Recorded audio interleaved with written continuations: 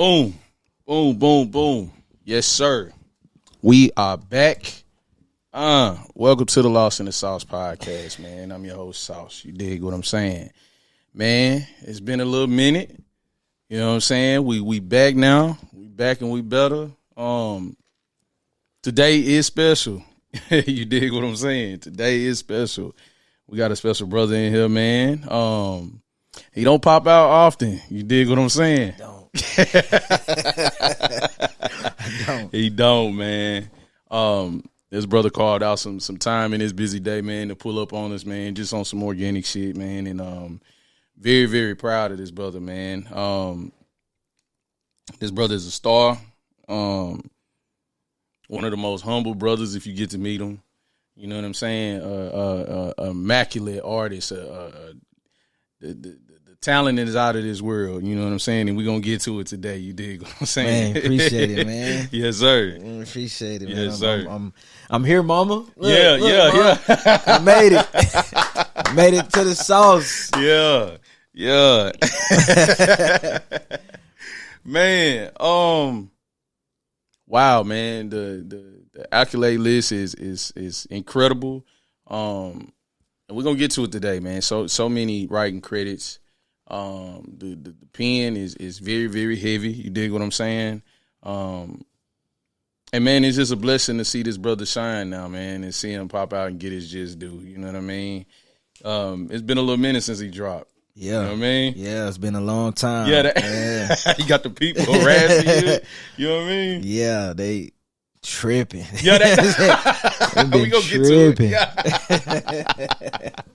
We gonna get to real. it, man. Without further ado, it is my honor and pleasure to welcome my brother Tim Gent in the building. What's You up? dig what What's I'm up? saying? What's up? Yes, sir. Hey,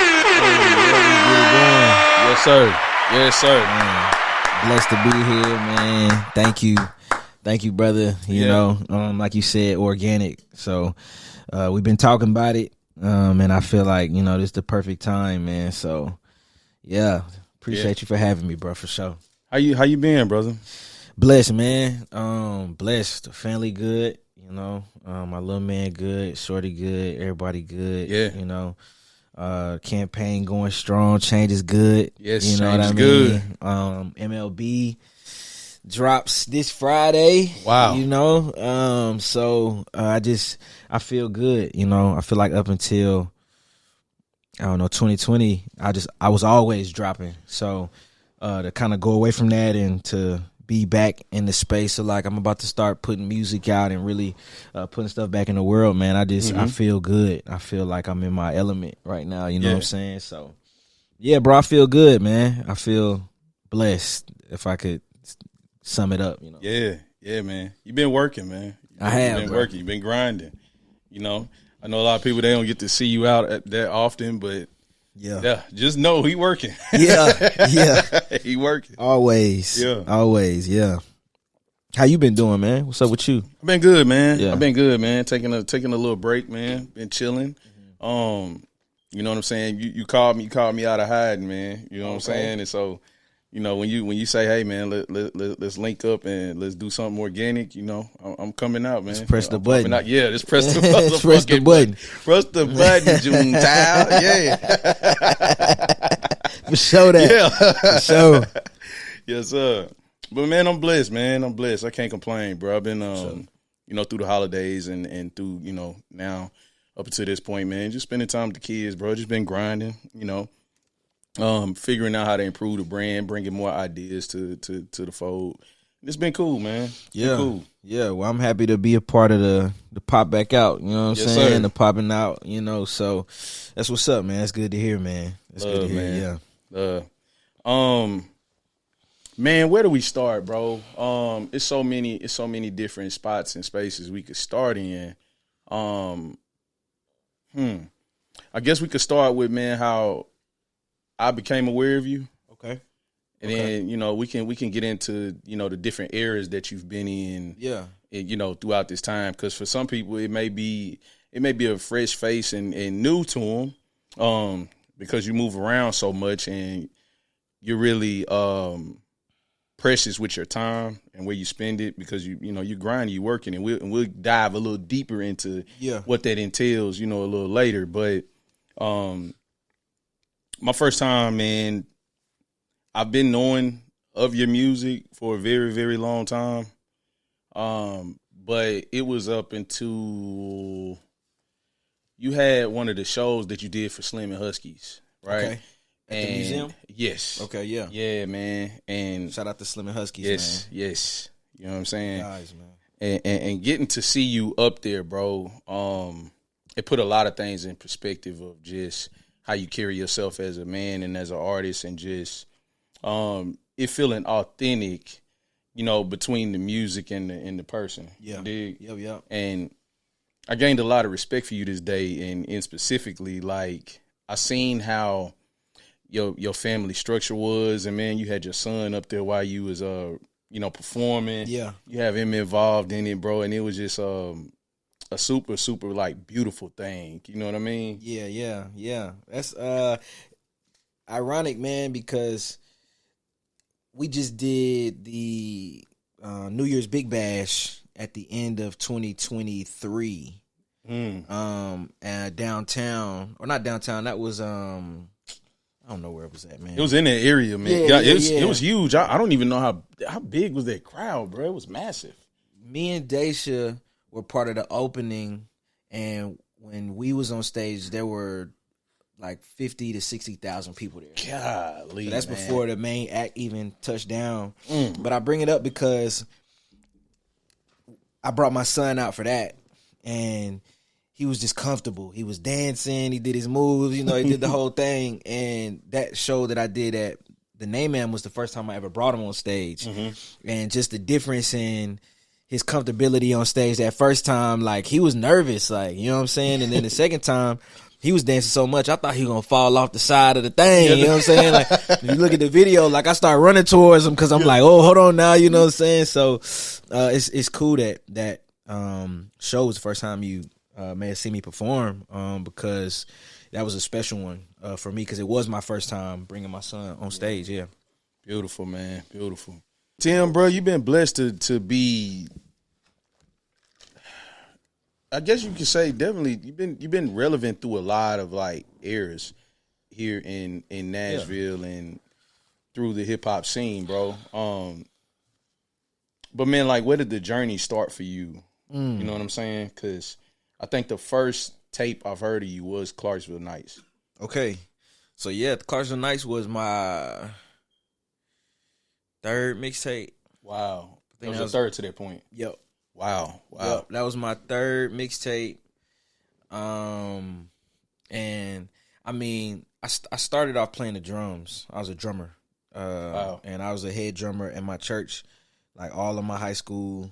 Well, yeah. Like 10, like 11, yeah. All my high school time for sure. And my senior year, I started rapping. My senior year, my boy Roger Huntley, he was like, man, I want to rap. We was rapping in the locker room, beatboxing thing. Yeah. My brother T. Clark, who actually coined Catch Height in Every Fall, the chief acronym, he had. I went to school with him in middle school and elementary school, but in middle school, he moved across town from Peters Mill, and he was going to Rossview. He linked up with, like, Free P and Teasy and Childish Art over there on the other side of town, and that's when Dat Piff was real big. Yes. So it was putting out mixtapes my senior year of high school, and I'm like, these niggas, I can say nigga? Yeah, oh yeah. Hey, man. All that, you know what I'm saying? Hey, get comfortable, bro. You know what I'm saying? Hey, we here to kick it today. I always wanted to say that on the interview, I can say that. I know I can. I just always wanted to say that. Runway, right? Yeah, I got it. I finally got that out. You know what I'm saying? But oh man. So I'm like, bro, these niggas putting out mixtapes. Like, how you do that? And I started reaching out to Case Arnold. Case Arnold can't leave. Shout out Case, man. Can't leave Case out. These people are very big parts of my journey now, and especially my early journey. Those names that I just said, but I started sending T Clark stuff. Met K, started doing music with him, and they already had a movement going on and had been doing shows and was throwing shows at like local skate park venues called the Coup. And the Coup had moved around to a couple different spots in Clarksville, so I performed pretty much at all of the spots the Coup opened up at until they closed down. And it just kept rolling. The momentum kept picking up. The Chief thing came about. T Clark's stepfather had passed away, rest in peace. And the day of the funeral, we went over there to go check in with him. And we had been calling ourselves the Chiefs in Clarksville. That had been a thing. We was doing that. And it never had any real meaning to it. I mean, we were just young dudes, like smoking weed. And it was we was on some positive vibes. We was on that. But we really didn't have a meaning for it. And the day of that funeral, we went to go see T Clark. And he came outside and he was like, man, I got it, bro. I know what Chief is. Catch height in every fall. And we all was just like, yo, that's crazy. It's crazy. So that was our thing. We the Chiefs. That was what our mantra was. That was a lifestyle. That was what we built our songs around. That was our thing. And as it started to bubble in Clarksville, we were doing shows. And this is before we really didn't know what we was doing. We was just doing it. You know what I mean? And we were, in retrospect, like sold out shows. We was packing the venue out. You know, back then we were bringing artists who were bubbling up. So Petty came down and was doing shows with us. Shout out Petty, man. You know, Petty is a big part of the beginning of my journey in Nashville for sure. But Petty came down, and Isaiah Rashad came down in the house, and YG Tut, and we had done some stuff in Clarksville, and then we started to Case moved to Nashville, and then we started to kind of migrate our thing to Nashville. And I want to say one of the first shows, like the first time performing in Nashville for me, was at the Inn. And Petty, Petty was doing his own show, and he was like, bro, come do a couple songs. At this time, I was on my second mixtape. So I'll go back. I'm getting ahead of myself. So I graduate. I go to MTSU. Okay. Go to MTSU. Fine. I was a terrible student, but I was a good student. Like I graduated with honors, top 40 in my class, like high ACT score. I was a good student, but I was smoking weed, you know what I'm saying? So I let it consume me. You know what I mean? I let it consume me, and my focus was making music. Started rapping senior year, graduate, go to school, put my first mixtape out. I Choose You was my first mixtape, and it was like a cover mixtape. And I just was hopping on a bunch of stuff. And my relationship with T Clark and all those guys I named in the Chiefs was what inspired me to do my first tape. Okay. And at that same time, I think Cole just did Friday Night Lights. Yeah, that's an era right there. And Wiz, it did Cushion Orange Juice, and Drake did So Far Gone. Yeah. And like Kendrick did Section 80. So all that music was coming out right then. It's the that was such an era. Blog era was so important in my journey, because Big Sean, even like all those artists really inspired me to like really strive for it. I'm like, okay, so all that music is coming out, and my homies is putting out mixtapes on Dat Piff, and Free P is recording us all, so we think we got the highest quality sound. You know, we locked in, you know what I'm saying? And I dropped my first mixtape, I Choose You. And the following year, I dropped a mixtape called Trials of Julio. Wow. Julio was an alias that I picked up when my friend passed away, Trey Hill. Trey Hill, rest in peace. We were working, and we were getting real close and just building, and had similar lifestyles as far as like the way we was raised and being the oldest. And there was a bunch of things we just connected on. Shout out to my brother Devin Townsend. And I did Trials of Julio. And at this time, I don't have a manager. I don't have a team or anything like that. I'm kind of doing my own thing. Case Arnold has management. And I put out Trials of Julio. And Petty is actually on Trials of Julio. That's hard. We have a song called Dope Dealer on that project. And I put that out. And that's kind of how I start to integrate into Nashville a little bit. Because I got that record with Petty on there. And Petty is like, hey, I'm doing this show at the end. Come through and do a couple songs. Gotcha. So pull up to the end. He let me do 3 songs. And it's crazy because I'm at the end like, yo, the sound in here is crazy. Like, I hear reverb coming out the joint. They got me, you know what I'm saying? It was a whole thing. And that was like one of the first times I ever got on stage in Nashville was with Petty. So big shout out to Petty. And shortly after that, Elevate Nashville happens. Wow. Okay.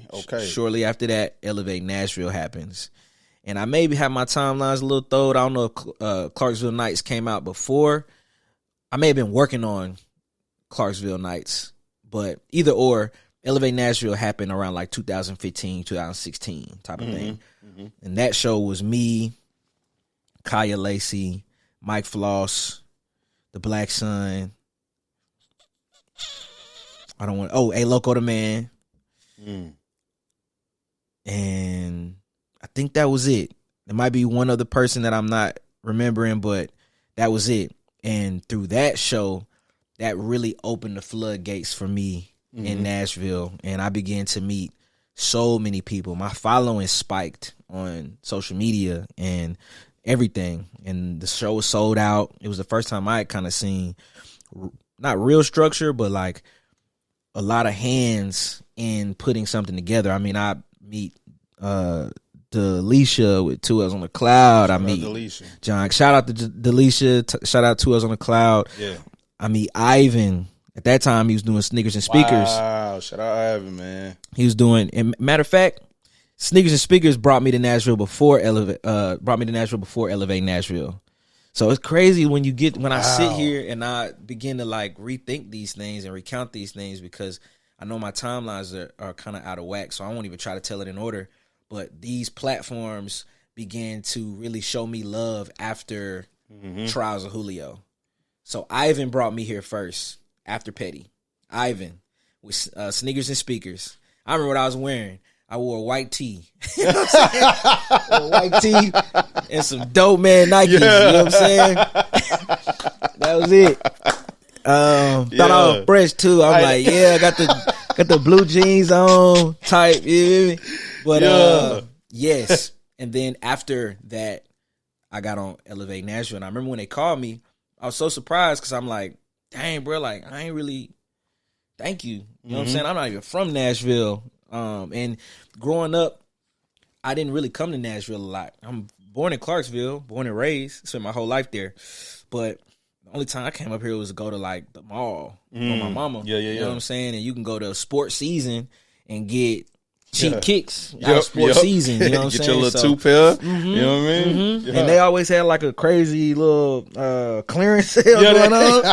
So that was it. That was what I knew Nashville for. Or to go to the Cheesecake Factory with Roger Grandmama. You know what I'm saying? So I just had no idea that there was a whole flourishing music scene here, even outside of the rap scene, just period. I didn't know about the country music thing. I didn't know about it being Music City. I didn't know about the Jubilee Singers, all the things that I've learned over time, or even in that short span of time when I first started moving around up here, I was green to it. So it was just this inspiration, man, that just elevated my mindset and everything that I was doing. But the Trials of Julio comes out. I get Petty on it. Petty invites me here. I perform at the end. Shortly after that, I do Sneakers and Speakers. Shortly after that, I do Elevate Nashville.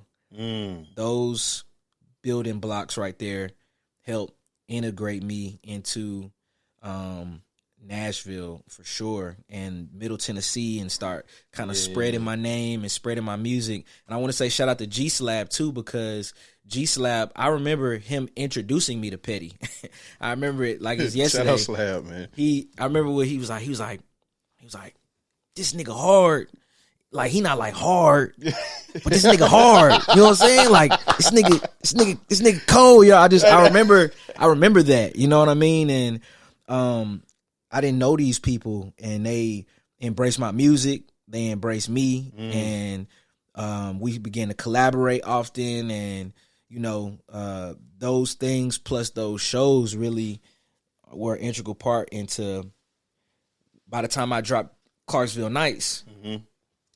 You do hear about me, you know, it does start to spread out a little bit more. And, you know, there are people who I've met and they're like, man, I know you from Clarksville Nights, you know what I mean? And I feel like those steps got me to where I'm at. I feel like that's how things start to happen. And I'll go back a little bit. When Case moved to Nashville, so after I do Trials of Julio, Case has management, Devin and Mike.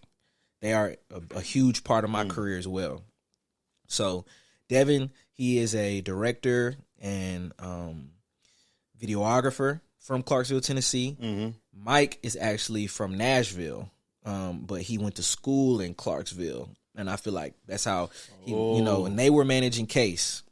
And I did Trials of Julio. And after that, I really just asked, I was like, bro, like, I need help. You know, I see what y'all doing with Case. I need some help. And they like, shit, we don't know what we doing, but we'll take that and apply it to you. You know what I'm saying? We don't know what we doing, but we might as well not know together. So they become my managers. And then once those things transpire with, you know, those shows and stuff like that,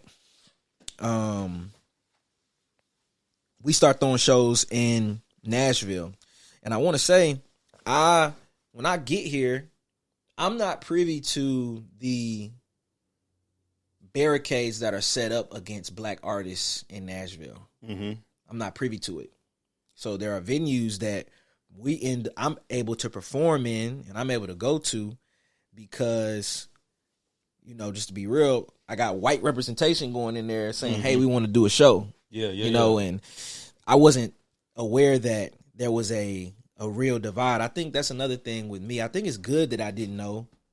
Like it's kind of those things like when you unaware of how some sort of game is played, you just playing. Yeah, you just in there, you trying to figure it out. You just playing. You're not thinking about barricades. You're not thinking about those things like, oh, we want to do that. Let's do that. We want to do that. Let's do that. So, yeah, man, that was kind of real quick question. So, like, in between that timeline of like coming down here, kind of integrating yourself in like the music scene here, right?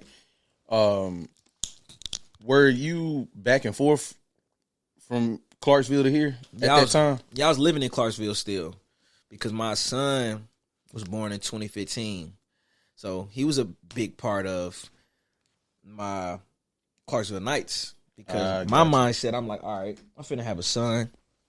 I'm 21. To have a son, and this music thing got to work. You know what I mean? It's got to work. So I had a job. I was working at a call center for AT&T, and you could accrue PTO. So I was working and accruing PTO and taking off and using the proceeds to buy studio time and make I won't say my first big mixtape, but the first mixtape that really gave me a national platform. And wow, yeah, he was born in 2015, and it dropped in 2016, yeah, or 2015, yes, because For the Love dropped in 2016. So I was living in Clarksville, and I was going back and forth the whole time. Boom. Okay. All right, man. So that's how I get into the Nashville space, like those things. Beautiful, beautiful. What inspired the move down here? So when were you like, all right, I want to come down here full time and lock all the way in? Actually, so I didn't move here with music in mind. I moved here for a job. Oh, got you. Got you. And me and my son's mom had broken up, and I was just in a bad space. So I got a job up here, and I met Bryant Taylor. Wow. Around that same time. Shout out Bryant Taylor, man. Big shout out to Bryant Taylor. Yes, sir. It's my brother, and he got something on the way for y'all, man. It's beautiful what he's working on. I'm excited about that. But yeah, so I moved up here for a job. I'm working at a job in what's that? Goodlettsville, right there, right past Madison. Mm-hmm. I'm working in Goodlettsville, and Bryant at that time lives in Madison, and the way me and him linked is crazy because so you hear all that stuff is happening. I'm doing the shows, my mixtape is getting love on the blogs, my name's starting to bubble. I'm kind of getting paid for shows a little bit. Mm-hmm. So, excuse me. At the end of 2015, my homegirl Chelsea, shout out to Chelsea from Clarksville, she's going to UT Chat, and she put this art installation together where it was fashion, paintings, and live performances. And she asked me in case to be on it. And I wasn't gonna do it because, like I said, I started getting paid for shows, and you know, you kind of start getting paid, you kind of start to feel yourself a little bit, and you know, I've learned over time that currency isn't always in the form of monetary or tangible things. Mm-hmm. Sometimes God pays you in ways outside of bread, and that's one of those shows that I really learned that. But yeah, I get invited to the show in Chattanooga. I'm not gonna go. Last minute, me and Case is like, you know what? Let's go. Me, Case, and Mike hop in his car. I think he got a little Versa or something. We hop in it. Boom. We bust down to Chattanooga and do the show. Now, I had just put Clarksville Nights out. That's hard. I had just put Clarksville Nights out. And you know, it's interesting. Like, you can have 100 nice comments and then one bad comment stick with you. And I remember this nigga going out loud. He like, man, this project would have been real. Like, I was singing on it. He like, man, this project would have been great if this nigga would have got some real singers on it. And I'm like... Like, nigga, what? Hey, come on, bro. That ain't cool, bro. And you fresh in this now. You new, you know what I'm saying? Yeah. You trying to get your foot in. Third mixtape in. Like, I don't know no damn singers. If you watching, thank you. You know what I'm saying? Appreciate it. You got them turned up now. Yeah. You got the juice loud. You know what I mean? I'm MLB on Friday. You know what I'm saying? MLB on Friday. I'm singing now, nigga. Yeah. Talking about, nigga. Yeah. Breath control. Yeah. So this nigga holla out, I need to get some real singers or whatever. So I'm looking for male singers to help me sing on things. At that time, my son's mother, her sister Drasana, is singing on a lot of the songs on Clarksville Nights. She's a dentist now. Drasana, shout out to you. I think you should still be singing. Baby, go on, get back out there, you know. But I don't have any male singers. So I go to the show. I perform, Case perform. We finna leave Chat. I'm literally putting my hand on the door and I'm walking out. We finna leave. And Brian starts singing. I'm like, man, who is this nigga? You know what I'm saying? Like, dude sound good. You know, so we stay till he finishes his set and we introduce each other, man, to ourselves. And he like, you know, bruh, I heard of you, bruh, because of Clarksville Nights. You know what I'm saying? I'm happy to meet you type of thing. Like, it was that vibe. So pretty much he was asking me for my autograph and doing all that. I'm like, chill, bro. I'm actually trying to do some business with you, bro. Chill out. Nah, I'm playing, but yeah, so we just start building and we start hanging out and doing songs together. And I pull up on him before I get that job in Goodlettsville. He still lives in Antioch at this time, and I'm pulling up on him way out there. We doing songs and stuff, and then he moves to Madison. So he moves to Madison. I get the job in Goodlettsville, but we still cool. We still close. So I'm stopping off in Madison before I go to work, and after I get off work, hanging out with him. And he got an extra room. His roommate's got an extra room. He living with the homies Trey and B Mizzle. Shout out to Trey and B Mizzle. And they're like, bro, if you want to stay in that room, it's straight. You know what I'm saying? Like $350. I'm like, $350? Bet. Yeah. Like I'm making that's half of what I'm making a week. You know what I'm saying? Working this little factory. So that's easy. I could do that. And I move in, and that's when the story really starts. That's when it really gets cracking. That's like my second win, I would say. I'm on my third win right now. Yes, sir. But my second win was moving in with Bryant Taylor in Madison, Tennessee. And then it's up then. It's going crazy. And we lived off of Nesbitt. Yeah. And that's how I moved to Nashville. I came for a job. Bryant stayed 10 minutes from my job. He had an extra room, and they invited me to move in. And it was 4 of us in this apartment. Everybody had their own space. Yeah. And it's so beautiful is the room that I moved into had a computer in there, had a mic in there. Wow. Had Pro Tools in there. Had presets on the Pro Tools already. Plugins and everything. Yeah. And I was already recording myself when I first started rapping, but all the mixtapes I had done up until that point, Matic Lee, who is from Nashville, was recording and mixing all of my stuff. But that is when I really got back into recording myself. Bryant was recording himself. Bryant, mind you, he wasn't writing his own music. I'm not writing his own music. He wasn't writing.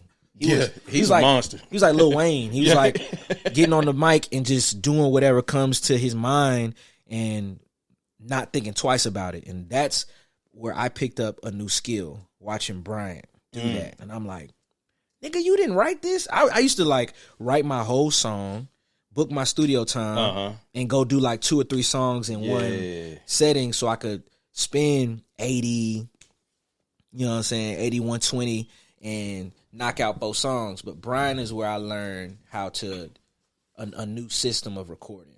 Did that speed the process up, like creatively? Because I know now, like, you're a studio monster. You know what I'm saying?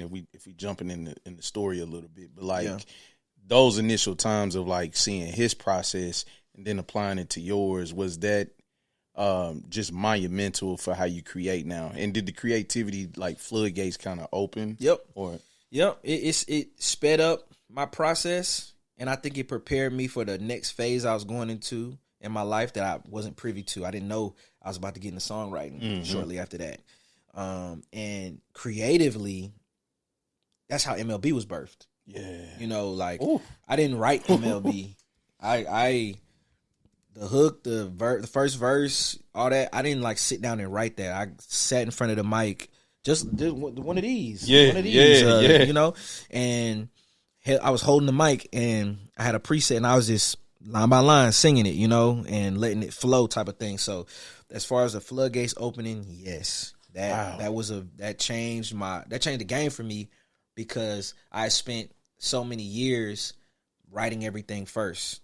I'm pulling up with notepads and, you know, having to cut in because I'm flipping through pages, and it just elevated my craft for sure. Man, okay, that's a perfect segue right now. So, and we'll go back to the writing portion, but I want you to talk about MLB a little bit. Right? Okay. What that day feel like, making that, being in that creative space, trying that? And then when did you feel like the specialness of this song, I guess I would say, you know what I mean? Like, where did it feel like, this is different. Hold on. Yeah. We playing different now. Oh, okay. Yeah. Hold on. I'm on to something. Right. Like, can you tell me that initial feeling creating this song? Yeah, so I made MLB in 2022. That's when I made that song. And it's funny. It's a funny story, actually. So, me and my girl, I had bumped my head, you know, just being real. I bumped my head. For sure. We all do. We had kind of separated and was going through all of that, whatever. We got back together, and she put her foot down. She was like, look, bro, we get back together, but we celibate. We ain't, and that was whack. No. That was, to lock it up like that. That's whack. tough. That was whack. That's tough. But hey, it is what it is. So, but every now and again, I could slip through the cracks. Yeah. You make something shake. Every now and then. Yeah. Ice in his veins. You know what I'm saying? So, hey, listen, a bit of advice, man. If you got a girl, man, keep on dating her, man. Yeah, keep on dating her. Keep on trying to, pull her. You know what I'm saying? Yeah. So, and keep it fresh and keep it alive. For sure. So because of that, it was one of those days where I was trying. Mm-hmm. She's like, nah, bro. I'm like, okay. Yeah. Okay. Hey. You got it. Yourself up. Yeah. Pick yourself up, brother. You got it. Matter of fact, I'm finna go record then. I'm going to record. I'm going to record. You know what I'm saying? You go to sleep and miss the sunset if you want to. So, I was that's great, man. So I moved back to Clarksville for a period of time, and was living out there. And so I was just at her apartment. I was just in her studio apartment, and I would usually record in the kitchen. And AB had just sent me a pack of beats. Shout out AB, man. Yeah, big shout out to AB. I'll get in. We're gonna get in. Yeah, I'll get in all that. But yes, sir. AB sent me a pack of beats, and I just pulled that up. And I just started doing a song, and it was based on that, based on kind of getting turned down from my girl, you know what I'm saying? And it's like, let's, make love, baby, or whatever. And the baseball references weren't intentional. Like, it wasn't on purpose. It was like, we can keep it on a need to know basis. And and I was in a space then where I was attempting to, I've always kind of done it, but I like doing the next line and saying the same word and either using the word differently or doing, homonym, or I think that's the word for it. Like, but a word that sounds the same that's spelled differently. You know what I'm saying? So I'm like, basis, keep it on need no basis. So, swing out the basis. So basis came to me, and I'm like, okay, swing out the pod, and I run it towards the basis. And it just kept going and kept going. And then the make love, it's free. I'm freestyling though, and I'm like, made love, baby, man, made love, baby, MLB, and I was like, make love, baby, MLB. That's crazy, Like in that moment, though, you know what I'm saying? Like, I wasn't thinking anything of it other than just what that is for a creative that's in you in your zone and you feel good about whatever you're making at that time. And that's what happened. I did the first verse, I did the hook, and then I did the first verse, then I flew the hook. And I tried to do the second verse at that time, but nothing really would come to me. Nothing came to me for real. So I put it down, and I was listening to that song for months going by, listening to that song, and nothing comes to me. And the day, and like I said, I was living in Clarksville. The day I was like, okay, I got it. I'm driving back to Nashville from Clarksville. I'm driving, and I'm like, I know how I'm going to start the second verse. And as soon as I get to Shorty spot, my hard drive crashes. Oh, man. My hard drive crashes. And mind you, I did MLB at the beginning of the year, so in the springtime. It took me a while to really figure out. I don't even know if you know the magnitude of what you just said. Bro, that hurts. Your heart dropped. That's all the work. It get crazier. So this 2022, it gets crazier, bro. Oh, my God. And all the work. There's so many records that I've made at that time. I just found, so I had a cracked version of my plugins. So I had my hard drive wasn't a solid state. Hey, bit of advice: get you a solid state. If you hear that disc spinning, you might as well have a goddamn DVD player. You know what I'm saying, or a cassette. You know what I'm saying? Like, we on streaming now. You can get on Netflix. You know what I'm saying? Get you a solid state. So yes, the hard drive crashes, and I can't recover anything. It won't plug in anything. And I had a crack version of Logic as well. So I lost my Logic and I lost my template that I made for my vocal. Wow. So I chalked it up. And we're in the fall of 2022 now.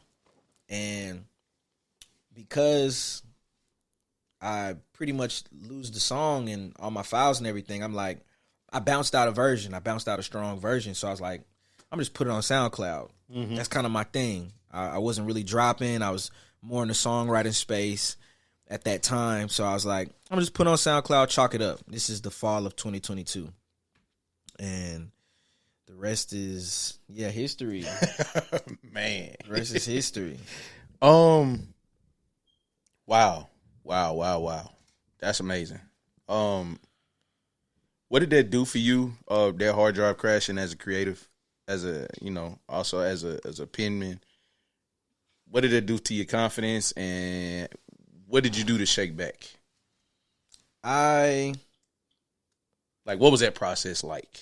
You know what I'm saying? Yeah.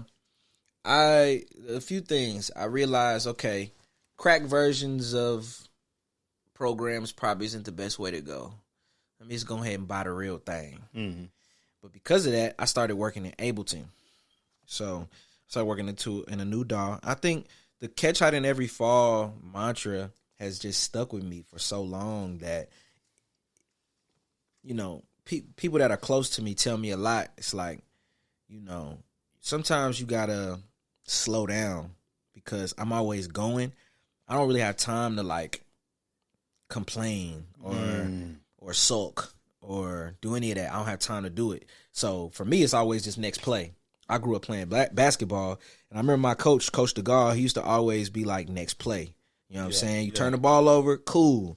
If it affects you on the next play, that's when we have a problem. You know what I'm saying? But all right, next thing. So that, along with catch height in every fall, is always ringing in my head. So it is. I feel like me, my brothers, my family, my son, even we are blessed with the ability to adapt. And I just had to adapt. So I still had my computer, I still had my equipment, so I could still record. I just bought a program. Just bought it. Yeah. And the lesson I learned is just you can cut costs, but you don't want to cut corners. You can cut costs, you can cut the middleman, but you don't want to cut corners. That's interesting. I just came up with these lines to go with that. I don't remember, so I ain't gonna try. But I love that though.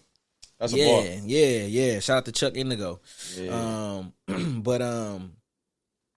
That's what it did for my mindset, and I just kept going.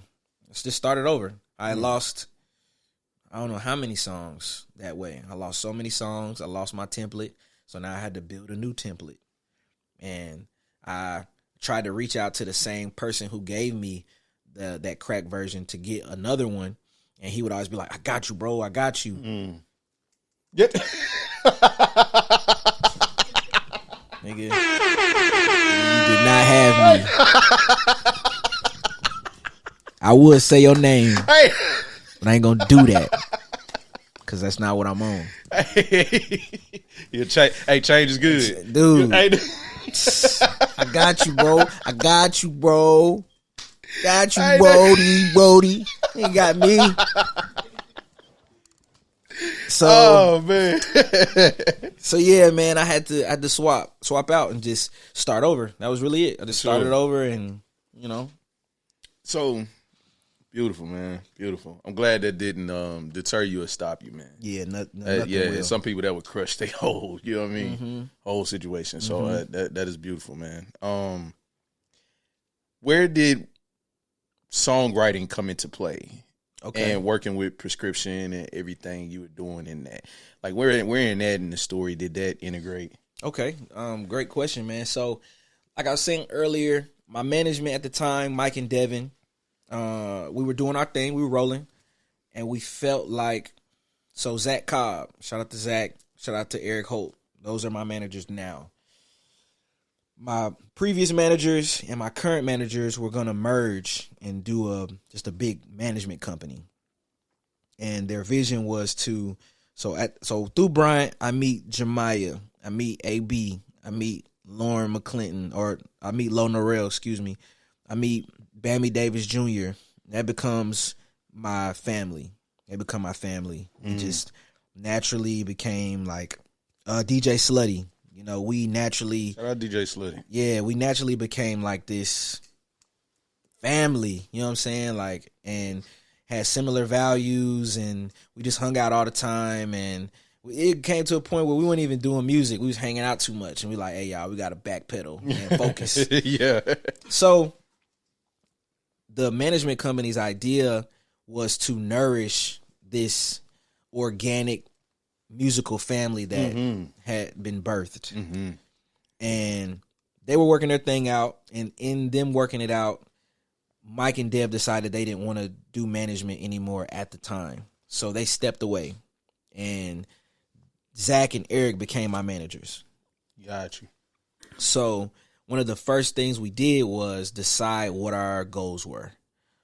And Eric has played an integral role in Nashville through Love Noise and bringing acts to town. And when it first started, doing the R&B night and the jam sessions, the Sunday Night Soul. You know, that may be what it was called. Excuse me if I'm misspeaking, but I just know he was doing a lot of things in that space. So we got the shows. Zach went to school to learn business management, and his background was, his thing was, okay, I want to help artists in town, because he's from Nashville, born and raised, both of them. He's like, I want to help artists in town start companies. You know what I'm saying? I want to say Zach is from Inglewood. Hey, that's my hood. Yeah, I think he's from Inglewood. Yeah, what's up? He from out east. Shout out Zach, man. Yeah. Hey. Yeah. Big shout out to Zach. Big shout out to Eric. So Zach was like, let's set goals based on our strengths. So his strength was setting up companies, and he understood how to register your work so you could make money through publishing via performing rights organizations like BMI, ASCAP, et cetera, et cetera. So their thing was, okay, we had the 3 S's. We wanted more shows. We wanted to get into the sync placements, so TV and film world. Yes. And we wanted to get into songwriting. Zach presented the idea, let's get in, since we're in Nashville, bro, this is the songwriting town in the industry, for the industry. And he's like, everybody comes here to get their songs written. And the one thing that's a common thread amongst a lot of rappers that are in Middle Tennessee is the potency of the lyricism. Yeah. That was what he said. Yeah. And he was like, I think that you could be a professional songwriter, bro. And we utilize that as a backdoor for you to get into the industry. So we had the 3 S's: sync placements, songwriting, and shows. And I'm a firm believer from that is when you set your intentions in front of you, God starts to, especially if it's in his will, you know what I'm saying? I don't know what you believe in, that's on you. I'm just talking about me, you know what I'm saying? But not you, but you. No, I know we already talked. Yes, I know what you yes, on. Sir. Yes, sir. So we set that intentionality in front of us, and we walked in it. And I did a show at Mercy Lounge. What was the small room they had in Mercy Lounge? It was like 3 rooms they used to have in there. Canary, Mercy Canary, and there was the small one. I don't know what it's called, but anywho, I performed there. There's an artist in town named Houston Kendrick. I think he's changed his name to Houston is Pink now. Shout out to Houston. He went to Belmont. He was real close with Jam. And he was on a rollout, did a show, invited me. I came and performed. And it's that thing, too. It reminds me of the show I met with Bryant. When I met Bryant, it's like, Houston was like, it's my homie. He's like, bro, I can't pay you a lot. We could do a door split. We get people come in. We get paid through that. I'm like, I like your music. You my bro. Let's run it, you know? Yeah. I probably got paid $45 that night. But that night changed my life. So I do the show. there's a A&R in the crowd that's with Atlantic. His name is Chris Mariago. Shout out to Chris. And I get off stage and he's like, "Hey, bro, I loved your set. I think you're dope. I'd like to have a drink with you and your team, and we see, how I can help you." So we sit down. He tell us straight up. He's like, because of the genre you do, I can't sign you or anything like that or do anything like that. But if you tell me what your goals are, I can see if I have relationships that can meet them, help you meet them. Sing placements, songwriting, shows. Oof. So we tell him the 3 S's, and he's like, "Oh, dope." He's like, "I know plenty of publishers in town. I'll set up some meetings for you and get some intros going." And I backpedal a little bit. Shout out to Ernest K. Ernest K took me to my first songwriting camp. And I don't know what year it was, but it was before this had transpired. Wow. And so and at that same time, I'm working with Bryant. I'm working with Jam. I'm working with these singers, and they're the first time I was writing stuff and my voice wasn't on it. You know what I'm saying? That was the first time I got into that. So all these things are happening at the same time that I do this show and meet Chris. He introduces me to 6 publishers, and I only remember Prescription because they're my business partner now. But he introduces me to them, and I take 6 meetings. I met with Big Loud, and I met with somebody else. That's why I shout out Ernest, because he was my introduction to Big Loud before that. But, wow. So even when I went into that meeting, I already knew some of the guys in there, and it was more casual than us actually trying to make something happen. And Prescription was the only publisher that actually put me in sessions. That was like, "You know what? Let's get it cracking. Like, we're gonna put you in some sessions, see how it works out, how it plays out." Shout out to Katie Fagan. Shout out to Rachel. Katie and Rachel, man. Rachel Wayne. And they started putting me in sessions, and we do that for about a year. At that same time, Red Bull comes in town. When I comes in town, they're here. But Red Bull partners with Love Noise, 2L's on the Cloud, and some other entities, and throws this big show. And I'm on it. Jemiah's on it. Bryant's on it. Black Sun's on it.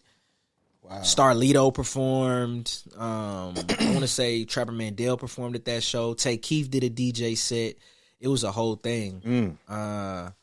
And Katie and Rachel come to that show. They're already putting me in sessions, but they come to that show. A week after that show, they offered me and Bryant publishing deals. Wow.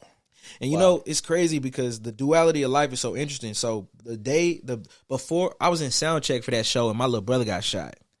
Wow. My little brother got shot.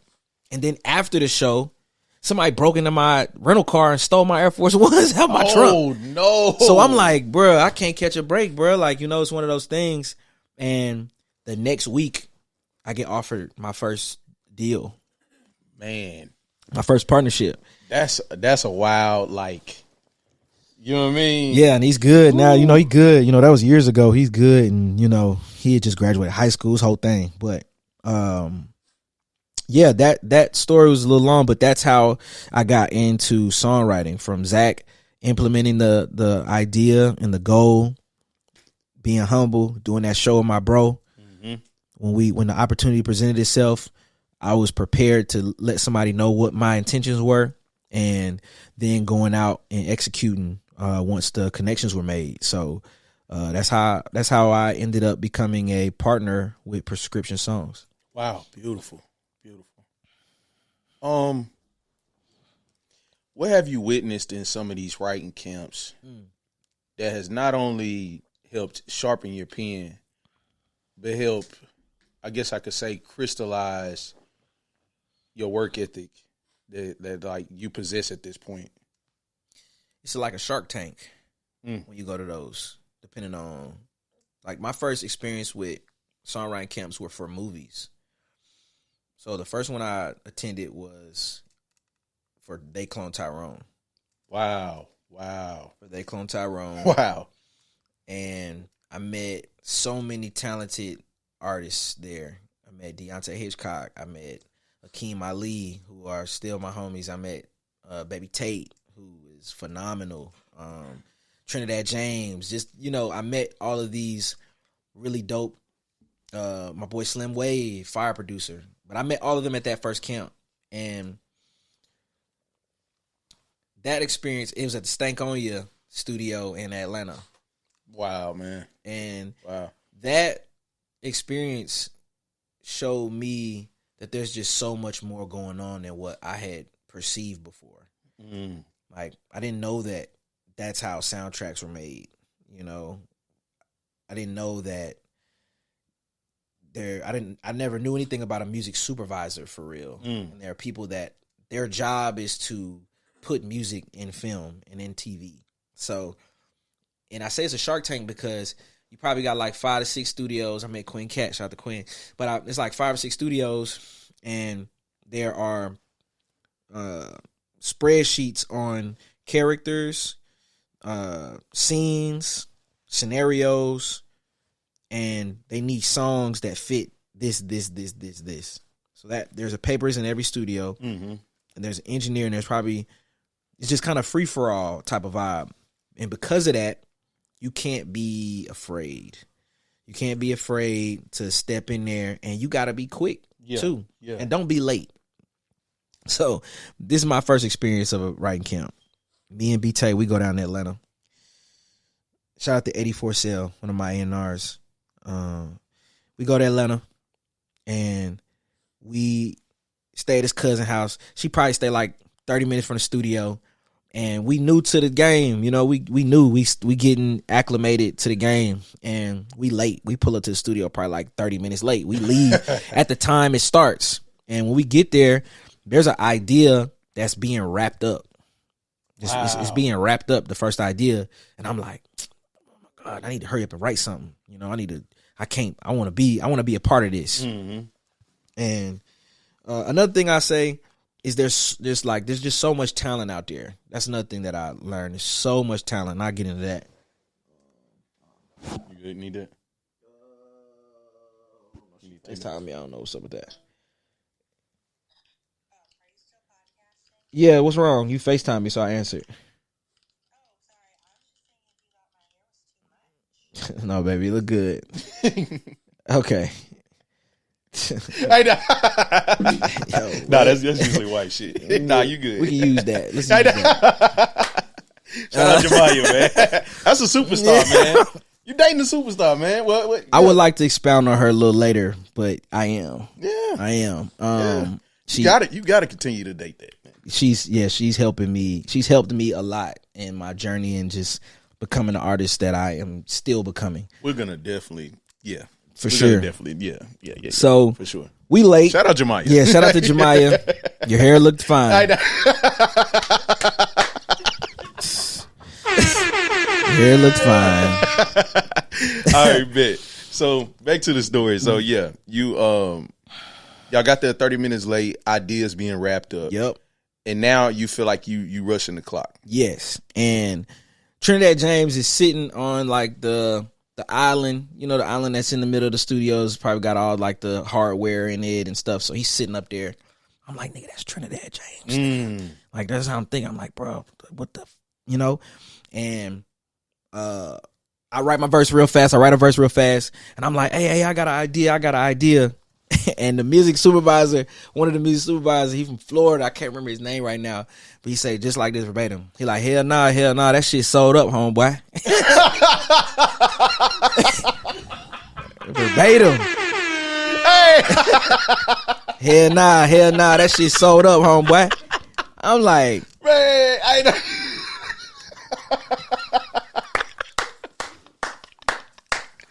Hey. And I think I'm thankful that I have the mindset and the temperament that I got, because that didn't offend me. Yeah, I was just like, word. I was just like, all right, bro, you got it. You know what I mean? And I think because I responded that way, Trinidad was like, nah, let's see what he got. Yeah, go on in here, man. Lay your verse down. And I hear him inside while I'm in the booth. He telling everybody, he like, look, with this thing, it's like, let's let him put his verse down. If it's trash, we'll take it off. Who cares? He said that verbatim. I get in there and you know, bring that Tennessee energy to the room. You know what I'm saying? I do what I do. And everybody like, damn, you know, they like, whoa, okay.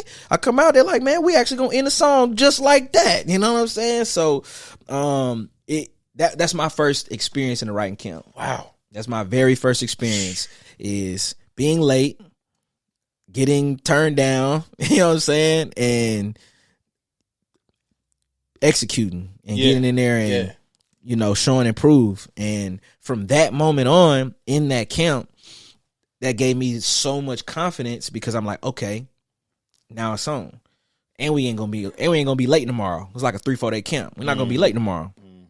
And it became and another thing is when I mentioned so much talent, is I was in there and I was watching Deontay Hitchcock like kill it. He was killing it, and I was like, "Damn, this nigga cold! Like, I gotta step up." Like, I'm appreciative of my background in sports and my family and the type of people I grew up around, because seeing somebody be great never makes me feel like my light is dimmed. Yeah, like seeing somebody shine make me be like, man, I can shine too. You know what I'm saying? Like she's shining over there. I can get it cracking too. Like let's turn it up, you know. So to watch or Baby Tate, watching these people just go crazy, like PJ. Like I'm watching these people snap, and it elevates me.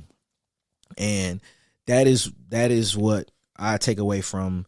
If I have to give any advice when you're in that room, don't be afraid to put your ideas out there. Don't be afraid to get behind the mic and be on time. Pay attention. Listen when they talking about what they need. And, you know, that's how I got the Creed placement. Like, I got the Creed 3 placement because they were going to, and that was one of those camps that was really crazy to me, because there were superstars in there. Man. Like, there was, Biggs Burke was there. I'm in the studio, and Biggs Burke is sitting right across and Brian's so funny. Man. He in the front telling jokes. I'm like, bro, this nigga crazy. Like, he don't even know that that's the nigga that started Rockefeller. Yes. You know what I'm saying? Like, with the guys. And so that was a situation where I'm like, man, I know I ain't finna get nothing on this one. But I didn't act that way. I probably did 20 songs in that camp. Man. You know? Just to get one. Yeah. But they started talking about how they needed a ballad. There was a scene that needs a ballad. And it's, you know, you just gotta, your instincts gotta be on, because I'm in a room with Baby Rose, and I'm like, man, she like, you know what, let's do a ballad. Baby Rose and Kevin Ross. It's like, let's do a ballad. And I'm like, nigga, I'm not going nowhere. I'm finna sit in this room and I'm finna write this ballad with them. And even coming from a place of nobody knowing who I am, like, and not taking offense to the way people react to that. So Kevin Ross and Baby Rose know each other. So they finna write. They sitting in like a triangle. No, they sitting like this. I'm sitting right here, and they sitting like this, looking kind of at each other. And I'm linked in, but they not paying attention to me. They writing, but they not including me in it. You know what I'm saying? Just to be trill. Yeah. They not. And I say a line. I say the heavy is the head. That's the tagline for the record. And they're like, ooh, I like that. And then Baby Rose positions her seat like this. Man. Now we're in a triangle. Yeah. And that was, I had other songs on the short list that actually had my voice on them, but that was the song that made it. But it was me being aware of what was going on, and me not being offended, like not letting my emotions get involved. Like, I could have easily been upset with the fact that at first, that not that they weren't trying to include me, they just don't know who the hell I am. They're like, man, who is this nigga?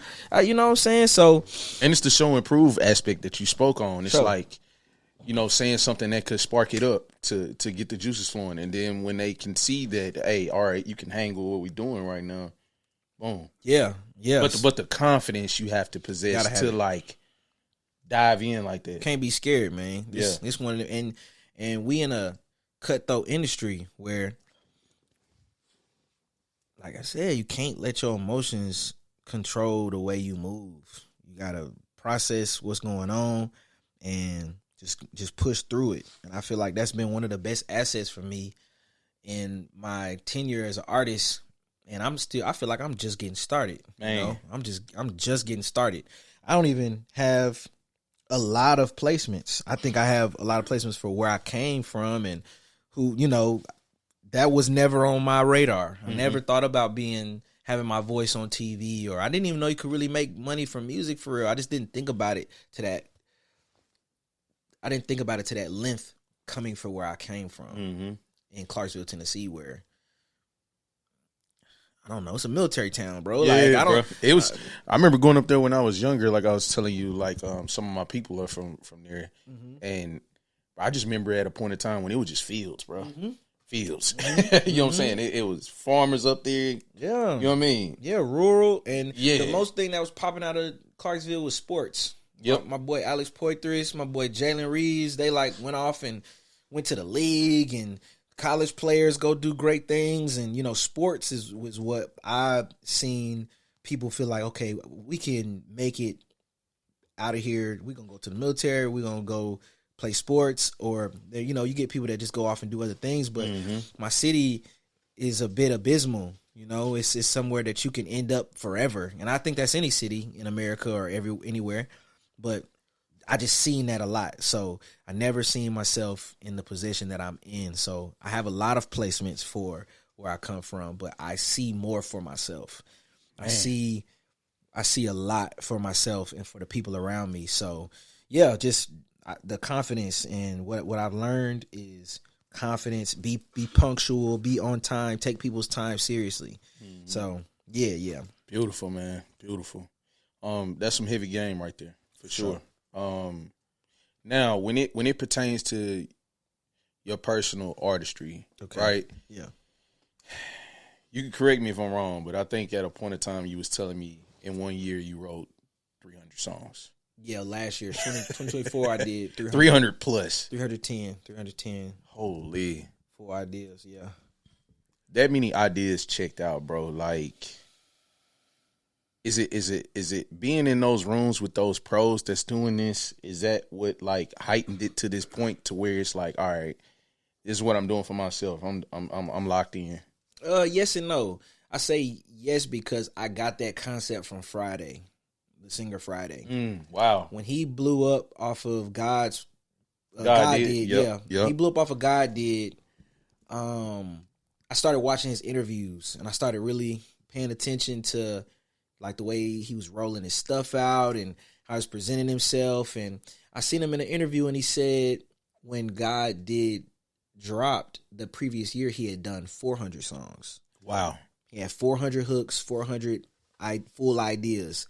So when God did came, you got the biggest record of the year that year. You got Jay-Z, Wayne, Rick Ross, DJ Khaled. You got all these heavy hitters, and the reason that song is what it is because of your hook. You know, everybody's coming to you now. Everybody wants a piece of that, and he was ready.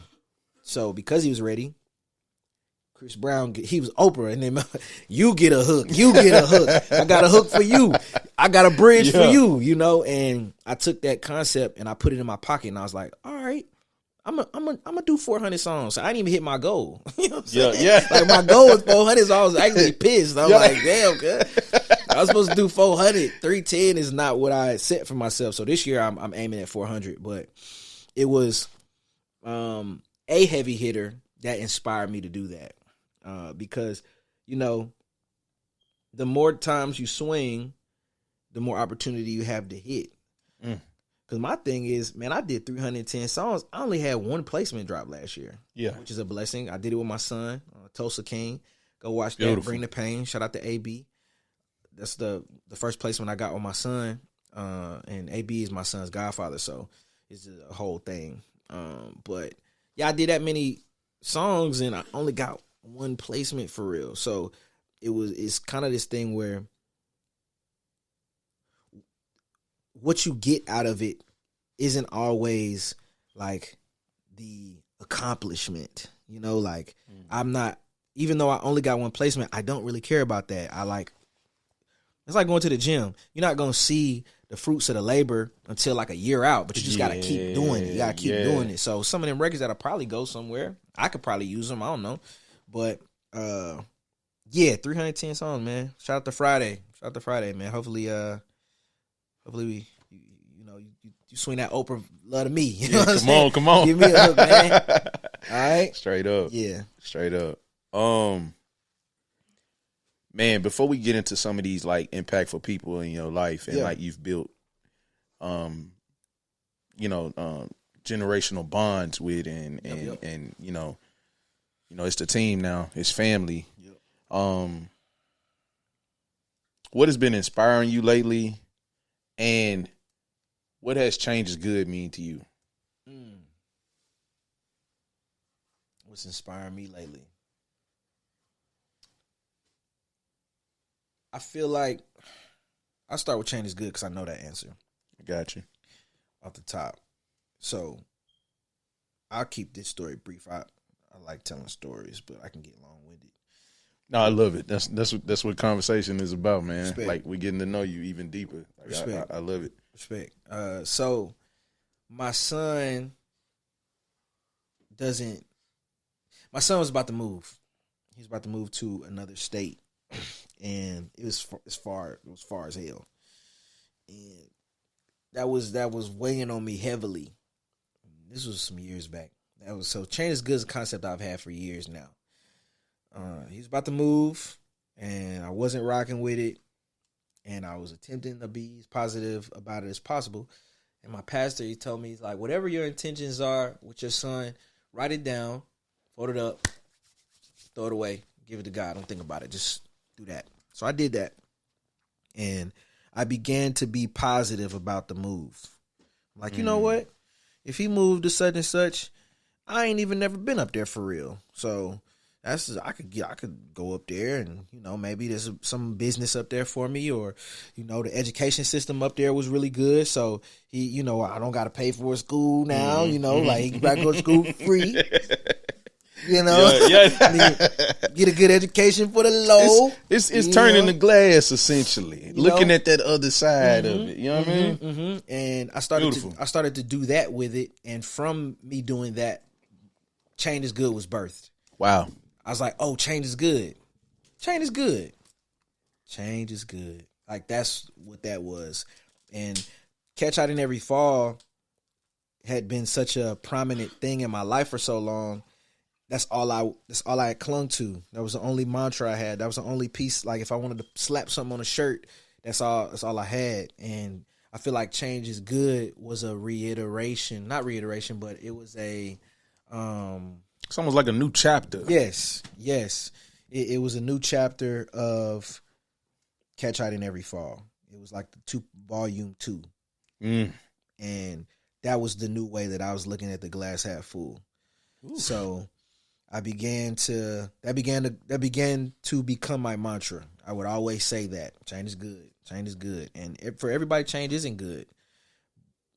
Somebody passes away, that's obviously not a good thing, emotionally and like in the moment. Like my friend that I mentioned earlier, Trey Hill. Yes. He passed away. That's how I met my son's mom. Wow. I met her at his house, but I really met her at his party for after he passed away. We threw a big show, and I met her there. And now Benjamin is here, and Benjamin was what influenced me to do Clarksville Nights, and what influenced me to do For the Love, and why I, it's this cycle that transpires, and Change is Good is just this looking at the glass half full concept that I had birthed. So even the album Change is Good, it was a different thing. It was a completely different project than what it is now. MLB sparked a new sound for the album. But again, change is good. The records that I have now, I did not have at all when I first started doing Change is Good, the project. AB actually wasn't very much involved in the first version of Change is Good. I was working on that with some producers out of Atlanta and attempting to get AB involved, but AB wasn't like exec producing none of that. He was just on it, you know. So yeah, that's what Change is Good is. And that's how it was birthed. Beautiful. That's how it was birthed. And what's inspiring me right now are my peers. My peers watching Bryant locking in and getting John Legend cuts, and seeing AB step out on Faith, and him and Low moving, and seeing DJ Slutty like performing all over the city, and Jemiah just went viral, got 100,000 just singing in Music City Vintage with the guys, and like seeing my friends and family that we were all cooped up in an apartment on Gatewood Avenue off Trinity Lane 8 years ago, figuring it out. I couldn't even get AB to go alter a beat. I'm like, AB, bro, take the hi-hats out right there. He like, nah, bro. Nah, we don't even need that. To now, like seeing what the producer he is now, seeing the artist Brian is now, the music Lauren is making, it's like DJ Slutty, she was like, I want to be a whistler. She was whistling. You know what I'm saying? And, man, that's cool. I know you like the whistle. You can still whistle, but I know you getting paid more money DJing. I know you are. You feel me? So it's her stepping out. I remember seeing, just to speak to that, I remember seeing, bro, like her pulling up to Foxy on one of them nights. I'm out with the lady, we doing a little date night thing. Yep. And Slutty, it was in the early parts of her doing her DJ thing. Yep. And I remember AB going, and that let me know how close knit and like how tight y'all were. I think AB had pulled up from the crib with his tables to give to her to like spin that night. Mm-hmm. You know what I'm saying? Mm-hmm. And she bodied it. You know what I'm saying? But you could see her like figuring it out, and then having AB to like lean on to, you know what I'm saying, guide her to where now she just out going crazy. Yeah, man. You know what I mean? It's hard for me to get her to pull up to my shit. It's like she booked. She booking busy, man. And I love it. It's like it's exciting. It's an exciting time for all of us. And like you said, even me, like, folks don't pop out much. You don't see folks much, but it's a lot going on. Mm-hmm. It's a lot going on. So that's what's inspiring me. Seeing my people continue to go. My boy Chuck in to go. Shout to Chuck. Shout out Chuck, man. Opening up a new chapter in his artistry with the cam. He my camera guy. He doing his thing, dude. He my camera guy. You know what I'm saying? So I just think just continuing to see my family keep at it and elevating while doing it is what is inspiring me. Beautiful, man. Beautiful. Let's speak on some of these people. Let's start with AB, bro. Okay. So, can you speak to the brotherhood y'all have built over time? Not only with it developing like professionally, but also just personally, and how it feels to like be in lockstep now to this point in your career and what you're doing. Like, what does that relationship mean now? Like, what does that mean to you? Like, where have y'all built it? Right. So, as I said earlier, he's my son's godfather. So that says a lot, within itself.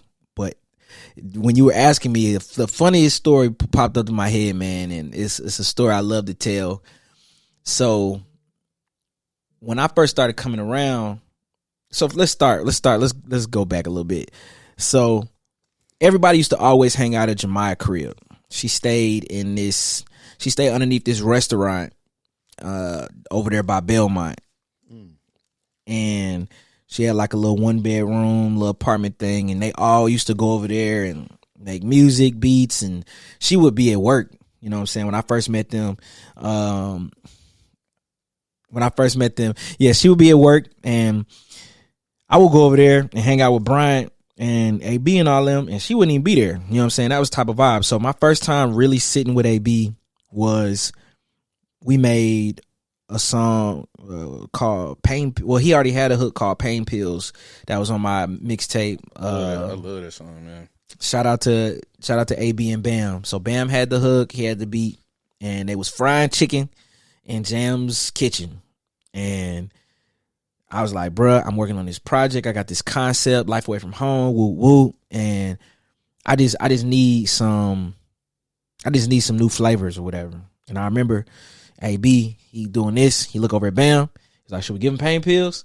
Bam, look at him. He's like, let's give him Pain Pills. And Pain Pills was one of the first records that we had for Life Away from Home. Wow.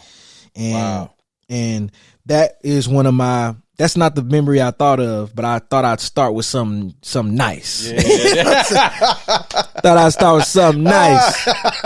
That's my nigga, you know? So boom. But the first time I meet everybody, we do a show at the 5 spot. So like I said, it's before Zach and Eric was on my team, and I was still rolling with Mike and Dev. And I hosted a show at the 5 spot, and it was just me and Bryant Taylor. And when I brought Bryant, he was opening for me, but he brought AB, Bam. Jemiah was his background singer. He had Chazen as a horn player, and he had a whole ensemble, whole band type shit. And he had a whole band, and I'm like, nigga, like all I got is they playing my tracks from the back. You know what I'm saying? Like you gotta close the show out, bro. So AB was pissed. AB and Bam was pissed. They like, see these niggas, you know what I'm saying? Like these new niggas, whoa. They ain't know me. I ain't know them. I only knew Brian. So that's that. Fast forward, I decide to holler at Jam. You know, they have a thing. Okay, they have tight-knit fam. Yeah. I decided to holler at Jam, right? We wanted to keep it on the low. We weren't going to tell nobody. We weren't supposed to be serious. And I remember at the time she was roommates with AB and Bam. And everybody stayed in Gatewood. And me and Brian stayed in Madison. So me and Jam started talking whoop. I'm in Jam room. We kicking it. We on the bed. And AB walk in. He like, hey, y'all finna order some pizza. And he see us kind of like a little, close. Like a little close.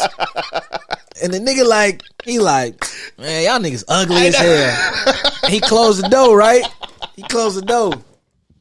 Man, this nigga start disrespecting me all the time after that. This nigga start talking to me. He started talking to me like he's crazy. And I told BT, I said, hey, bro, what the fuck is wrong with AB? Like, why he like, bro, I don't know, bro. So one day, I had to, AB was on that shit. I had to tell him, I said, AB, nigga, you cannot talk to me like that, bro. I don't know who you think I am, but I am not that nigga, bro. You can't talk to me like that. Like, we gotta fix this today. Yeah.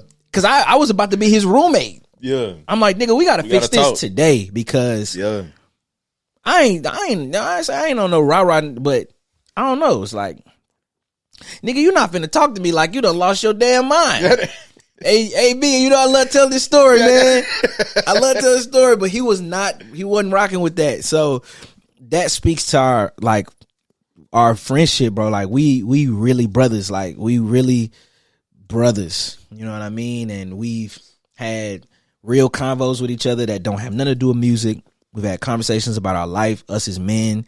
Like, man, one time AB lent me like $700. That's hard. You know what I'm saying? Right there. He lent me $700. I paid him back too, you know? And that's our friendship. That's who we are. Like, that's who we are. Like, he buys my son gifts, and you know, Benny, when we got our first placement together, you know, I bought him some new stuff for his game, and AB was like, let's go in on it, you know, like that's the trust that we've developed that translates in the music and translates on stage.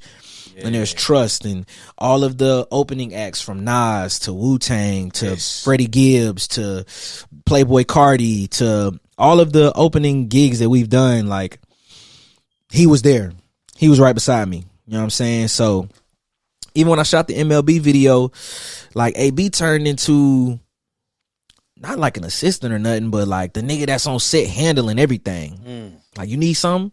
You good? All right, cool. Yeah. Oh, Benny, like Zach brought his kid, and AB was a babysitter. He out on the field playing catch and running around with the kids, and you know, AB is the epitome of a brother and the epitome of a leader. You know, he leads in his own way, but he's a leader, man. And I think that's the beautiful thing about our group is it's a group full of leaders who can be led. Yeah. Everybody know when it's time to take the back seat. Everybody know when it's time to highlight this person or do that. And we can be honest with each other. There's so many times I've sent a verse to AB, I'm thinking I'm going crazy. He like, bro, that shit kind of weak. Bruh. But weak. To have that, oh man, and that's beautiful because like now that you're speaking on this, that was gonna be the deeper layered question as to what goes into building the equity, you know, the friendship equity and the creative equity that helps translate into what we see now today. You know what I'm saying? And you sharing these stories is like, that's just, it speaks to a testament of who AB is as a person, as a man. That's my nigga, just, bro. And you need people like that. For sure. You need a tribe like that. You need a group like that, man. For sure. Beautiful, man. I want you to share that grace with your wife Jemiah, and I want you to talk on Bryant Taylorr. Okay. And just a little bonus, and however you want to segue all of these in, I want you to give Ryan Gilmore some flowers, man. Okay, and yeah. What do you mean? Shout out my guy Ryan. I got a lot of I got a lot of love from Ryan. Yeah, so I'll save I'll do Bryant first. So Bryant and AB were groomsmen in my wedding. That's them my niggas, them my brothers, them my guys. Those are my guys. Yeah, man. Bryant is a really close friend of mine. He's somebody I can call and be like, hey, bro, it's such, woo, woo, woo-de woo. You know what I'm saying? We talking code. You know what I'm saying? Like, we on that. That's my dog, you know? A real homie. Y'all remember that. y'all keep y'all mind on that homie. Yeah. That's a homie. But it's funny. I talked about that show, that first show we did. And number one, he brought all the ladies through. The ladies through. Him and AB brought all the ladies through, and it was just a good vibe. It's so funny the type of nigga I am. So after the show go crazy, I'm like, Bryant, come here, man. What you drinking? Let's go sit down, brother. Let's talk about your future, nigga. Yeah. Let's talk about your future, nigga. We gotta get locked in, you know what I'm saying? You bringing this though? Yeah. You know what I'm saying? This was pre-marriage, you know what I'm saying? Before, you know what I mean? Yeah, all of that. I'm like, bro, sit down, man. Let me ask you something. Where you see yourself in 5 years, man? Yeah. Bartender, get him another one. Get him one more. Get this nigga another shot.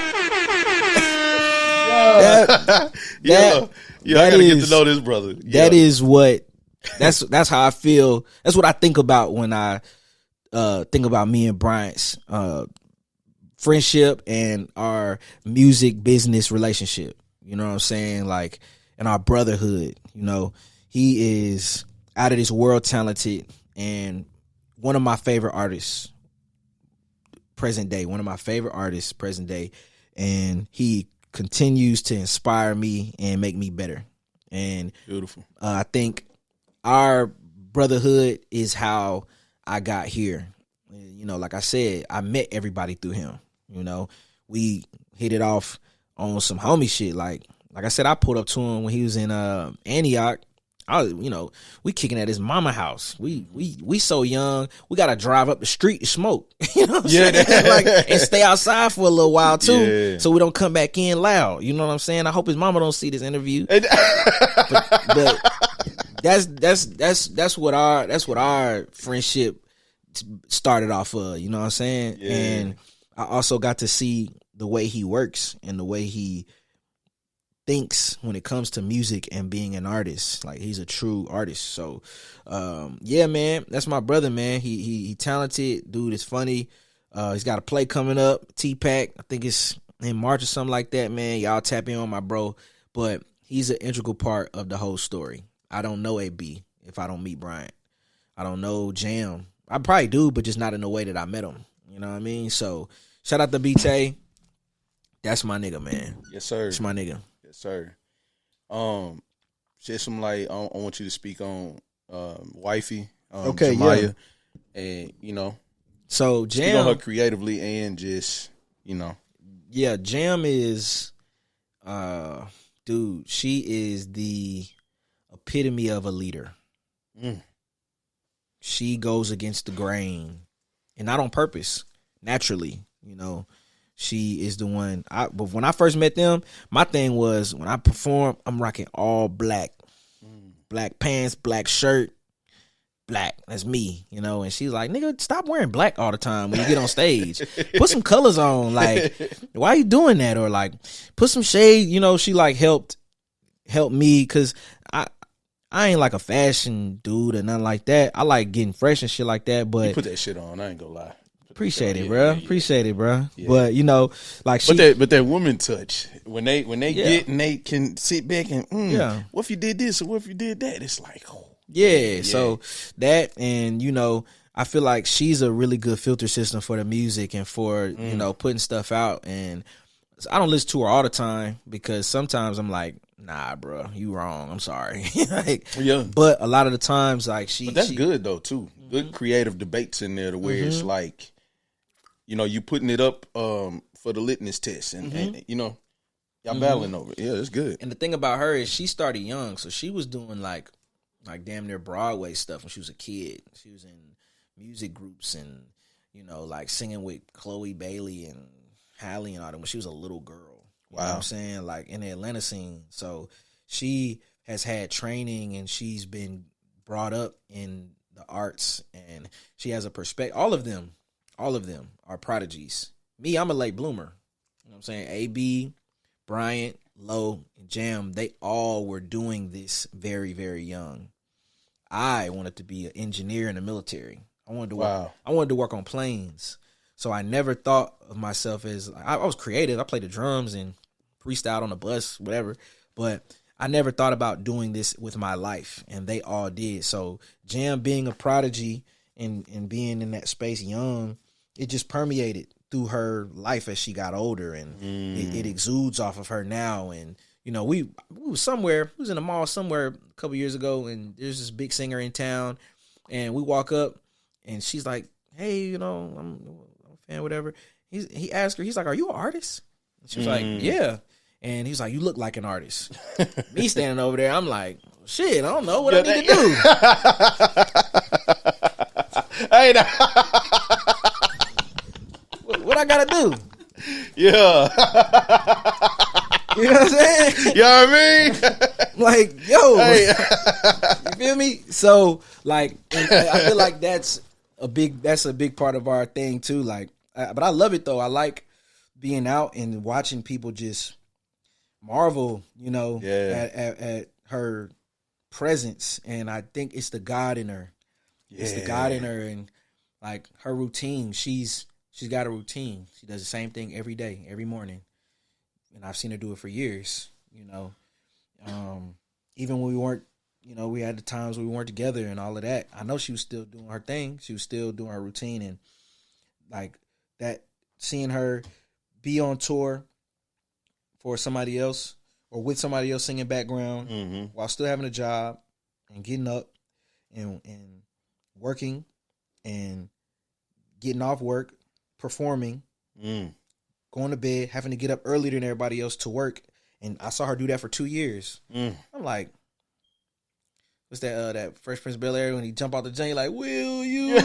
Like, you know what I'm saying? Like, that's how I seen that and that was me. I'm like, nah, I'm jumping out the cliff. Yeah, and, so, yeah, just, I could go on and on about her. And she's a big part. She's a big part of this album and what the album is and our story. And it was a lot of this. It was a lot of this, especially in those like a lot of this. Like she used to break up with a nigga all the time. She used to dump me all the time. I'm like, hey man, she sparked the MLB, man. Yeah, whatever, nigga. I'm in the street then. You know, break up with me.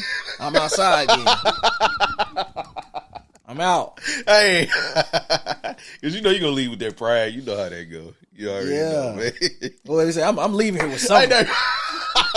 On me. Oh, Wait, what Jamie? Hey, you know what I'm saying? Like all of that. But so it's just cool the place we in now, you know, because we have been through a lot. So yeah, Jam, I love you, man. You know what's up. You know what's up with me. I ain't shame, I ain't hiding it. You know what I'm saying? I love you, bro. So yeah. Beautiful. Big shout out to you. Beautiful.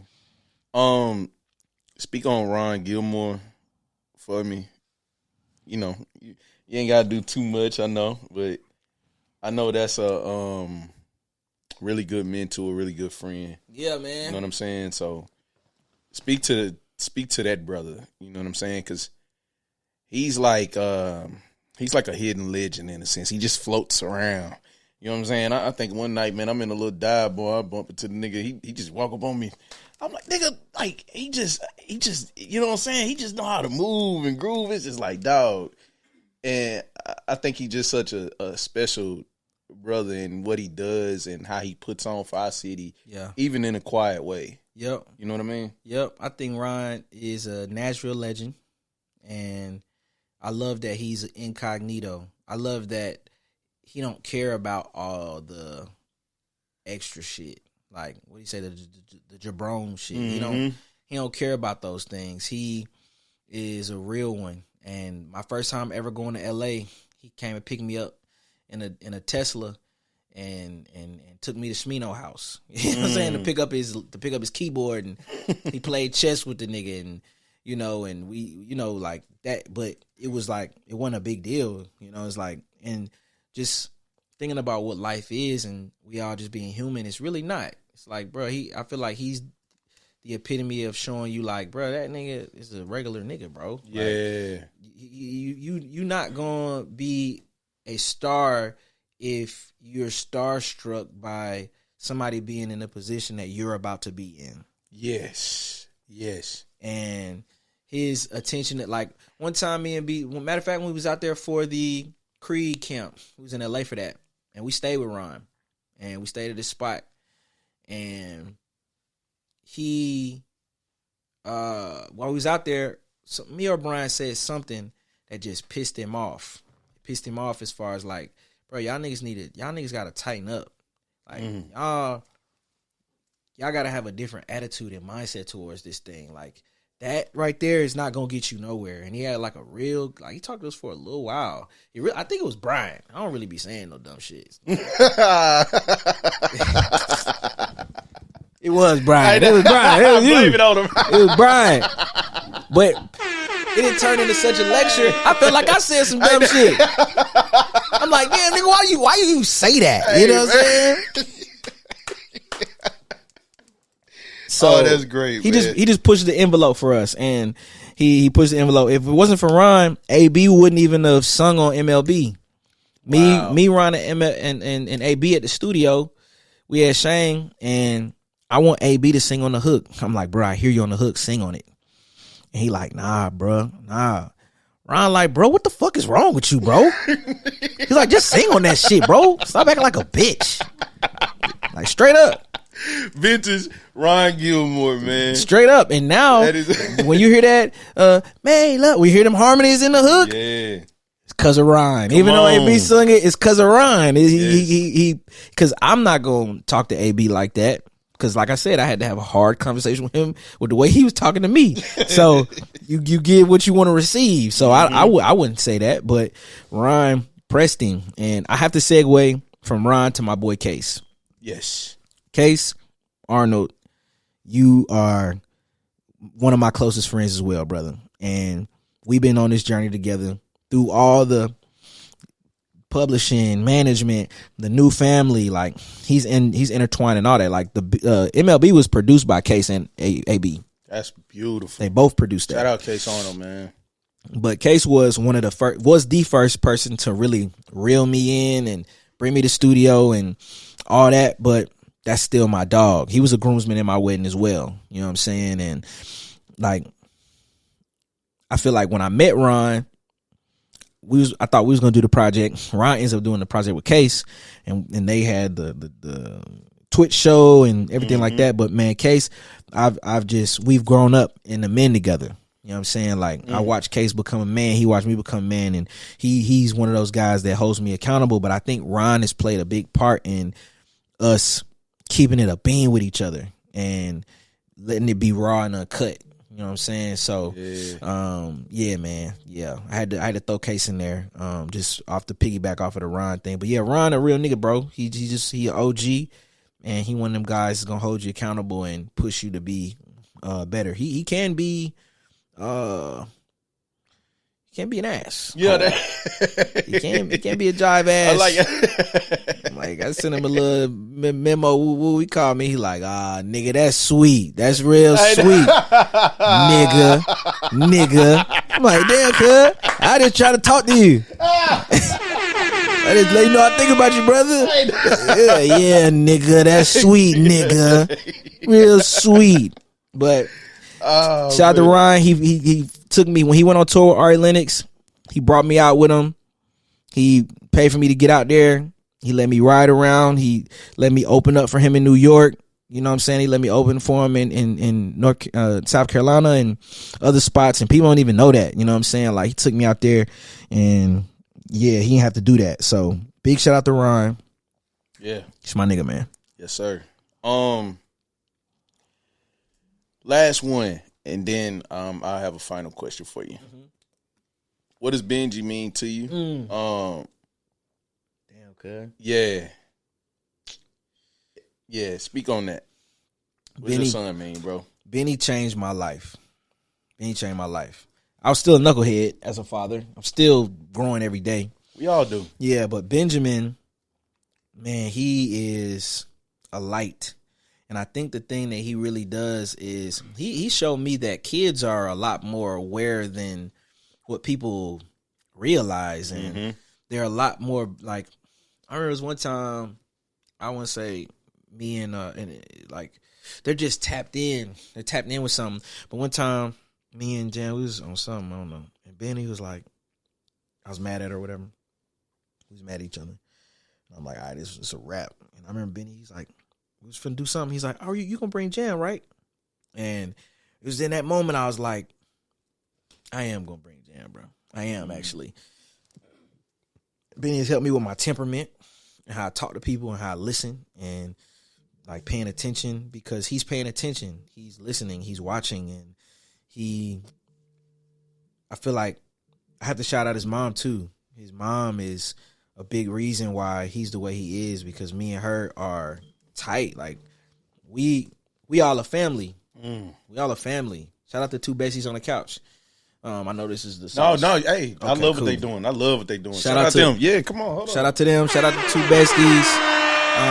Yes, they will be hosting the party that is this on Thursday. That's coming out on Thursday. We're doing a party this Thursday, right before the drop of MLB. But yeah, like, the way that we've been able to work together and build him up into the young man he's becoming is not common in our community. Number one, in the black community, with parents who split. And he just, I don't know, bro. I didn't expect that question. I didn't even expect that, but he's everything to me, man. Like, when you know, I'd get up and go work for myself, but I have to get up and go work for him. Yeah. I have to make sure that he's straight. I have to make sure that he's good. And because of that, he pushes me. Especially in the beginning of my career, he really pushed me to be like, nah, bro, I gotta go get something. Yeah. Like, I thought it was going to be like, I got to get a record deal. I don't know. But he inspires me, and he's a good taste tester for the tunes too. Like, he knew MLB was a hit. He was singing that, and like, it's so funny. I've been promoting this song so long. I got videos of us riding together singing it. Man, he got no teeth. He ain't got no teeth in. Yeah. But Benjamin is it's like me, little me, little light skinned me, and he's a mirror, and he's my clock, and he lets me know that we got to keep it rolling. So I could get long winded on him, so I won't. Beautiful, yeah, man. I love, bro. Beautiful. Tim, man, thank you, bro. Yeah, thank you for everything you're doing, bro. I'm proud of you. I'm proud as hell of you, man. The city behind you, you feel me? We want to see you win. You know what I mean? And it's just beautiful watching it unfold in real time. You dig what I'm saying? Yeah, it's a beautiful thing. I appreciate it, bro. Yes, seriously. I got a final question for you. Yeah, let's get it. I always ask people this. You know what I'm saying? I just like to gauge. You know what I'm saying? You don't have to tell me everything, because I know it's power in the tongue, and you know some of those things you want to harbor and harness and leave that between you and God. You feel me? But what's your North Star though, bro? When it's all said and done, like if you could see down that road, like what would you like to see happen?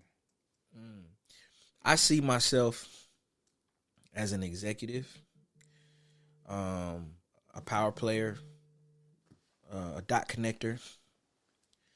I see myself doing something that provides opportunity for others.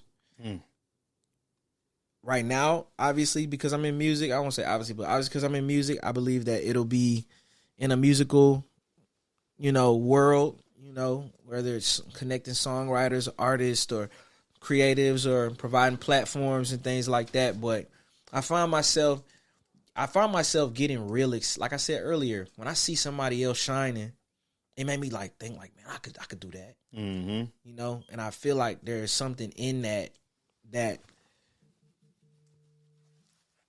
there's something in that makes me want to continue that cycle, continue the light being shown on somebody, on something. Like I grew up in teams. I think a lot of my success in the music has come from me being cognizant of my teammates and taking what they're saying into consideration and things like that. So I see myself leading a team. And it may not even be in music, but that is what I see for myself. That is what I see, and really lifting other people up. Like when I did my writing camp last year, it was amazing to me because I'm like, dude, I invited every single person in this room to this camp. Every sponsor I talked to direct. Every studio, everything we did was something that I had a heavy hand in, and I'm like, it gave me a rush. So facilitating, coaching, leading, in whatever way that God sees fit, but and providing a platform. So that's what I see. That's the light at the end of the tunnel for me. Like I would love to write songs and perform, but God got a clock on our abilities. You can stay healthy as you want. We're gonna get up out of here and we're gonna start to deteriorate. So however I can use my mind and my voice to bring others up, man, I think that's what it is.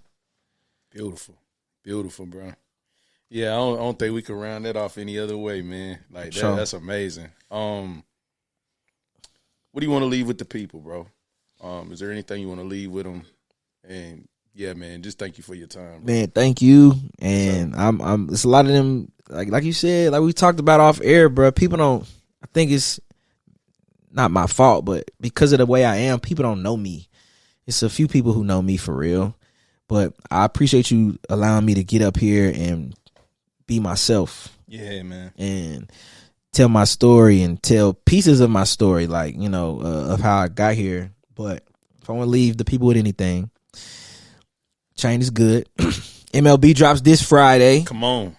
This Friday. Yeah. Hold on. Yeah. MLB drops this Friday. I need y'all to go pre-save the record. Go pre-save the record for me. Yes. And turn your post notifications on. MLB drops this Friday. Come on. We're doing the party at the One Hotel this Thursday, the 13th.